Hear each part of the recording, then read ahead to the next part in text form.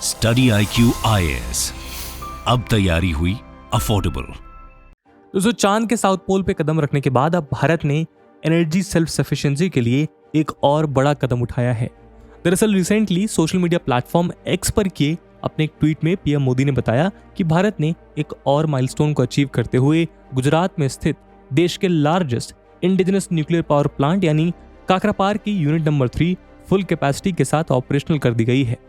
इस अचीवमेंट के लिए उन्होंने हमारे साइंटिस्ट और इंजीनियर्स की टीम को विशेष धन्यवाद दिया। साथ ही उन्होंने ये भी लिखा कि ये NPCIL यानी nuclear power corporation of India limited के लिए भी एक मेजर अचीवमेंट है, जो currently 23 commercial nuclear power reactors को ऑपरेट कर रही है, जिनकी कंबाइंड कैपेसिटी 7480 MWE यानी मेगावाट इलेक्ट्रिक की है।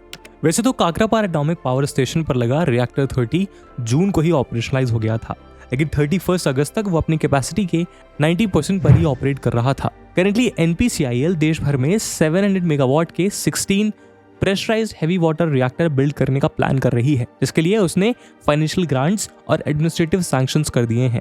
काकरापार पर भी NPCIL 2 नए 700 मेगावाट यूनिट्स को डेवलप कर रहा था, जिनमें से अब एक यूनिट बनकर तैयार हो चुकी है। इसी तरह NPCIL राजस्थान के रावत भाटा में RAPS 7 और 8 और हरियाणा गोरखपुर में GHAVP 1 और 2 जैसी 700 मेगावाट वाली यूनिट्स पर काम कर रहा है। दोस्तों, आज के इस वीडियो सेशन में हम जानेंगे कि क्यों काकरापार पावर प्लांट का ये डेवलपमेंट अपने आप में खास है और भारत इस पावर प्लांट की मदद से अपने किन गोल्स को अचीव कर सकता है।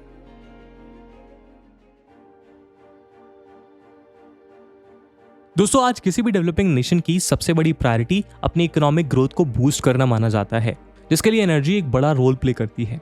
इसीलिए हर डेवलपिंग नेशन देश में इकोनॉमिक एक्टिविटीज को रन करने के लिए इस्तेमाल होने वाली एनर्जी में खुद को सिक्योर और सेल्फ रिलायंट बनाना चाहता है। इंडिया भी एक ऐसा ही देश है जो इस पैरामीटर पर काम करते हुए आगे बढ़ रहा है।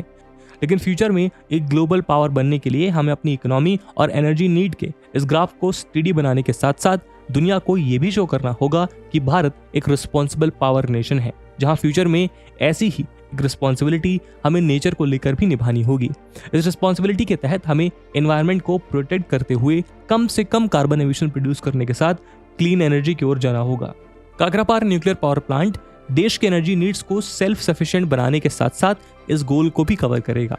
न्यूक्लियर पावर प्लांट में इस्तेमाल होने वाली एक छोटी सी यूरेनियम बॉल से अप्रॉक्स 1 टन कोल और 149 गैलन ऑयल के बराबर एनर्जी प्रोड्यूस की जा सकती है। साथ ही कोल या ऑयल को बर्न करने के मुकाबले ये एक बेहद environment friendly energy obtaining method होता है, क्योंकि न्यूक्लियर पावर प्लांट से एनर्जी क्रिएशन की प्रोसेस में 0 कार्बन एमिशन होता है। इसी वजह से काकरापार पावर प्लांट को भारत के 2070 तक 0 कार्बन एमिशन कंट्री बनने के गोल को पूरा करने की तरफ एक बड़ा कदम माना जा रहा है। काकरापार पावर प्लांट तापी नदी के किनारे गुजरात के मांडवी डिस्ट्रिक्ट में लोकेटेड है। ये न्यूक्लियर प्लांट साल 1992 में ऑपरेशनलाइज हुआ था। इसके डेवलपमेंट को 2 फेज में डिवाइड किया गया है। दोस्तों, यूपीएससी की तैयारी करने के लिए आपको बहुत सारे ऑनलाइन बैचेस मिलेंगे, पर आखिरकार क्यों स्टडी IQ का UPSC prelims to interview live batch उसमें से बेस्ट है। दोस्तों, इन बैचेस में आपको 1000+ आवर्स का लाइव कंटेंट डिलीवर किया जाएगा। आपकी तैयारी को पिन पॉइंट फोकस रखने के लिए क्रिस्प नोट्स दिए जाएंगे। किसी भी समय आपके डाउट्स को क्लियर करने के लिए 1-to-1 मेंटोरशिप का फीचर भी आपके पास रहेगा। प्रीलिम्स के लिए प्रैक्टिस क्वेश्चंस, मेंस के आंसर राइटिंग प्रैक्टिस और उसके बाद जो भी स्टूडेंट्स प्रीलिम्स 2024 क्लियर करेंगे उन्हें स्टडी IQ कैंपस में बुलाकर अगले 4 महीनों के लिए मेंस रेसिडेंशियल प्रोग्राम के अंडर रिगरस प्रिपरेशन कराई जाएगी बिना किसी एडिशनल कॉस्ट के। और दोस्तों, ये सब कुछ आपको मिलेगा मात्र और मात्र 29,999 के सुपर डिस्काउंटेड प्राइस पे अगर आप AG live coupon code use करते हैं।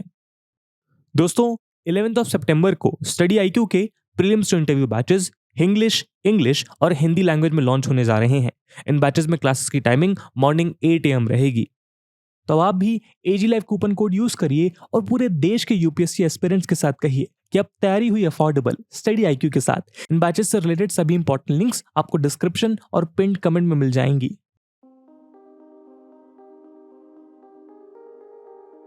फेज 1 की शुरुआत 1992 में हुई थी, जब KPS 1 यानी काकरापार एटॉमिक पावर स्टेशन के फर्स्ट यूनिट को स्टैब्लिश किया गया था। इस यूनिट का कंस्ट्रक्शन 1984 में ही शुरू कर दिया गया था, लेकिन 6 मई 1993 में जाकर यह यूनिट ऑफिशियली ऑपरेशन में आया। ये 200 मेगावाट का एक प्रेशराइज्ड हैवी वाटर रिएक्टर था। सिमिलरली फेज 1 के तहत 1995 में इस न्यूक्लियर पावर प्लांट की सेकंड यूनिट को स्टैब्लिश किया गया। इसके चलते अब काकरापार में 2220 मेगावाट की यूनिट्स ने एनर्जी प्रोड्यूस करना शुरू किया है। जनवरी 2003 में CANDU ओनर्स ग्रुप ने KPS को first performing pressurized heavy water reactor declare किया। हालांकि 2015 में KPS2 को कूलेंट लीक के चलते और 2016 में फीडर ट्यूब्स के इशू के चलते KPS1 को शट डाउन कर दिया गया। लेकिन मेंटेनेंस ऑपरेशन कंप्लीट होने के बाद 2019 में ये यूनिट्स फिर से स्टार्ट कर दी गई। इस फेज की ओरिजिनल कॉस्ट 382 करोड़ एस्टिमेट की गई थी, लेकिन प्लांट की ये 2 यूनिट्स 1340 करोड़ कॉस्ट के साथ फाइनलाइज हुई हैं। फेज 2 की शुरुआत साल 2007 में तब शुरू हुई जब मनमोहन सिंह गवर्नमेंट ने काकरापार में 2 700 मेगावाट के indigenously designed pressurized heavy water reactor को बनाने का प्लान अप्रूव किया। 2009 में इस प्लान को मिनिस्ट्रियल अप्रूवल मिला और 2010 में साइट पेनिट्रेशन कंप्लीट हुए। ओरिजिनली KPS3 और KPS4 यूनिट्स को 2018 तक कंप्लीट किया जाना था, लेकिन सप्लाईज की स्लो डिलीवरी के चलते और वेरियस डिजाइन रिलेटेड इशू के चलते ये प्रोजेक्ट डिले होता रहा। फाइनली 700 मेगावाट वाली KPS3 यूनिट को अगस्त 2023 को ऑपरेशनलाइज कर दिया गया। वहीं KPS4 यूनिट के मार्च 2024 तक ऑपरेशनलाइज होने की बात की जा रही है। साइंटिस्ट ने इस रिएक्टर में हीट रिमूवल और ओवर पावर प्रोटेक्शन सिस्टम को इंक्लूड किया है, जिसकी मदद से इमरजेंसी सिचुएशंस में किसी भी दुर्घटना को रोका जा सकेगा। इसी के साथ रिएक्टर्स में मोबाइल फ्यूल ट्रांसफर मशीन को ऐड किया गया है, जिसकी मदद से रिएक्टर की डिमांड को देखकर रिफ्यूलिंग करी जा सकेगी। साथ ही रिएक्टर की इनर कंटेनमेंट वॉल में स्टील लीनियर का इस्तेमाल किया गया है, जो इस न्यूक्लियर रिएक्टर के हार्श एनवायरनमेंट का सामना करने और लीकेज या रेडिएशन को एब्जॉर्ब करने में पूरी तरह सक्षम बनाती है। KPS3 के ऑपरेशनलाइज होने से पहले भारत में 22 न्यूक्लियर पावर प्लांट्स ऑपरेशन में थे, जिनमें से 18 reactors PHWR reactors, 2 reactor PWR यानी प्रेशराइज्ड वाटर रिएक्टर्स और बाकी 2 BWR यानी बॉइलिंग वाटर रिएक्टर्स हैं। IPWR रिएक्टर्स तमिलनाडु के कुडानकुलम पावर प्लांट में लोकेटेड है, जिसकी कैपेसिटी 1000 मेगावाट है। वहीं 2 BWR रिएक्टर्स महाराष्ट्र के तारापुर में लोकेटेड हैं। PWR और BWR रिएक्टर्स को कंबाइनली लाइट वाटर रिएक्टर भी कहा जाता है। लेकिन अब KPS3 के ऑपरेशनलाइज होने के बाद भारत में 23 कमर्शियल न्यूक्लियर पावर रिएक्टर्स हो गए हैं, जिनकी कंबाइंड कैपेसिटी 7480 मेगावाट है। काकरापार के 700 मेगावाट रिएक्टर को इसलिए इतना महत्वपूर्ण माना जा रहा है क्योंकि इसे पूरी तरह से भारत में nuclear power corporation of India limited द्वारा बनाया गया है। इससे पहले काकरापार के दोनों reactors Indo Canada nuclear cooperation का आउटकम थे, जिसे कनाडा की कैंडू नामक कंपनी ने बनाया था। 1963 में कनाडा ने इंडिया के साथ HWPR यानी heavy water power reactor treaty को साइन किया, जिसके तहत कनाडा ने इन 2 रिएक्टर्स का डिजाइन प्रिपेयर किया। इसी ट्रीटी से इंडिया को अपना पहला PHWR मिला था। इन्हीं 220 मेगावाट रिएक्टर को कैनेडियन डिजाइन को बेस बनाते हुए इंडिया ने RASP1 और RASP2 का निर्माण किया, जो आज रावत भाटा पावर प्लांट राजस्थान में एस्टैब्लिश्ड है। कनाडा द्वारा दिए गए रिएक्टर डिजाइन में नेचुरल यूरेनियम का इस्तेमाल होता है। उस दौर में USA भारत को ये यूरेनियम सप्लाई किया करता था। USA और कनाडा का मानना था कि नेचुरल यूरेनियम का यूज भारत जैसी बैकवर्ड कंट्री सिर्फ एनर्जी प्रोड्यूस करने के लिए कर सकती है। यही वजह थी कि कनाडा ने बिना सोचे भारत के साथ ट्रीटी साइन की थी। ईयर 1974 में इंडिया ने दुनिया को बता दिया कि क्यों हमारा इंडियन वर्ड जुगाड़ इंग्लिश डिक्शनरी में शामिल है।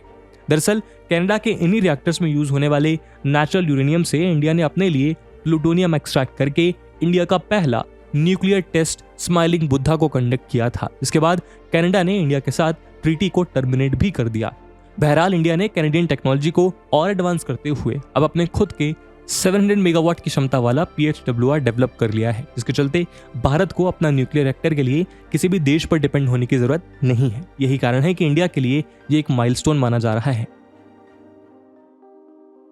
दोस्तों, काकरापार के रिएक्टर को इंडिजिनसली डेवलप करना भारत की एनर्जी सफिशिएंसी को अचीव करने में एक मेजर स्टेप माना जा सकता है, क्योंकि अब साइंटिस्ट इस रिएक्टर को बेस बनाकर देश भर में ऐसी ही दूसरे रिएक्टर्स डेवलप कर पाएंगे जो लॉन्ग रन में भारत के क्लीन और क्लियर एनर्जी का भंडार होगा। और इसी उम्मीद के साथ आज के वीडियो को हम यहीं विराम देते हैं। आई होप आपको वीडियो पसंद आई होगी, और अगर पसंद आई है तो अपने दोस्तों के साथ शेयर करना मत भूलिएगा। मिलते हैं अगले वीडियो में, तब तक के लिए जय हिंद, जय भारत।